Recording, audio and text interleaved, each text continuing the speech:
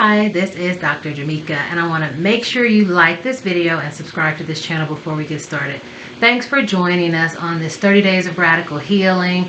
I'm Dr. Jamika, a psychologist in the Midwest. I've been practicing for about 20 years, and we are in the midst of a series that is going to lead you to the healing that you deserve before the end of this year and starting off the next year.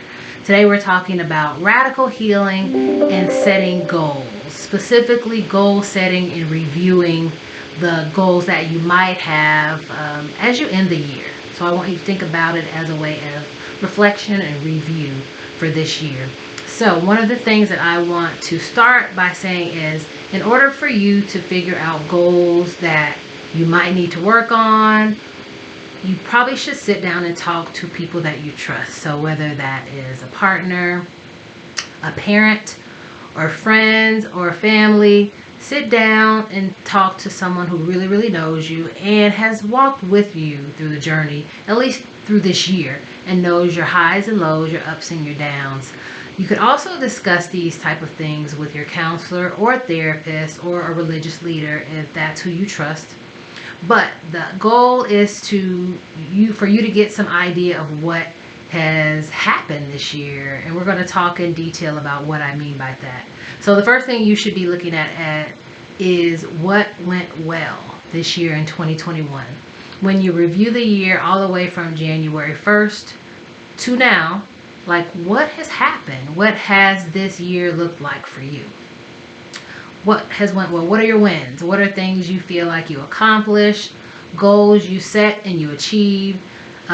Things you might have obtained that you always wanted to attain. So maybe you'd worked all the years prior to buy a car or to buy a specific type of car. Maybe you worked all this year about how to pay off some debt. Maybe you worked on solidifying some of the relationships that you already had. So whatever the goal is, talk to people, figure out what went well. What are the things that you know for sure you can identify, saying that these are some things that I'm really, really proud of that happened to me this year as a result of some intention, some strategy, some discipline, some planning, some follow through. So sit down and look at what those things are. My next tip for you is to look at what did not go well. So when you're looking at what did not go well, think about plans or goals you might have set out at the beginning of the year, and maybe some that did not pan out. And when you're thinking about what did not go well, I want you to think about maybe what was missing, what traits or characteristics that you didn't have or did not possess enough of that would have made the goal or outcome more obtainable.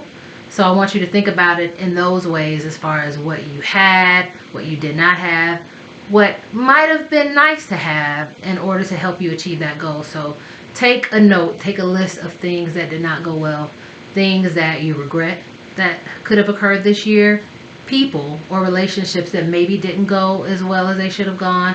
What are some psychological goals that you set out to achieve at the beginning of the year? An example would be like feeling less depressed over the year, or finding more balance in your life.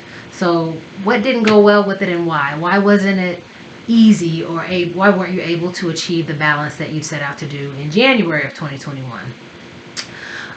Before I keep going, I want to go back to what went well. When you think about what went well for you this year in 2021, I want you to really categorize it out. I want you to look at that into different categories and different areas, because usually what I found in therapy is that no one is successful in all areas. No one is also unsuccessful in all areas. So when you think about what went well, think about what went well for you in the area of parenting. What did you do well? What are some things you're really proud of? What are some milestones that you hit this year as a parent that when you look back on them, you can sit back and say, you know what, I'm really, really, really proud of that. Also, what about you as a friend? What are some things or goals that you achieved this year as a friend that you're really, really proud of? Maybe you made time to talk on the phone to your friends more each week than you had the previous year. Maybe you set time out to go on a vacation with your friends, and you did that this year. So think about specific categories. Work would be another category you would look at. What went well with work, and why, of course. But there are lots of other areas. Family, you could look at lots of things. Health, mental health, all those things could be different areas where you sit back and really take stock of what went well this year. So remember, look at this in various categories. So far you're going to look at what went well with you this year and also what did not go well. Now, as you look at what did not go well, I want you to really focus on resources and challenges. So what would have made those things that didn't go well? What would have changed the outcome of some of those things that you're referring to this year? And sometimes it is December. It may be difficult to look back on January things unless you keep a journal and keep track of events, activities, and your feelings and thoughts. It may be difficult to kind of go back and look at January things, but definitely the latter half of the year should be a lot easier for you. So the last thing that I want you to do as you review the year and start to think about how you want the next year to be is reflect and sit and think about lessons that you learned this year. What are some things that you can take away when you leave this year, start a new year, and even beyond that in the next decade? What are some things that you will always remember about 2021? Maybe this is a year of financial growth for you.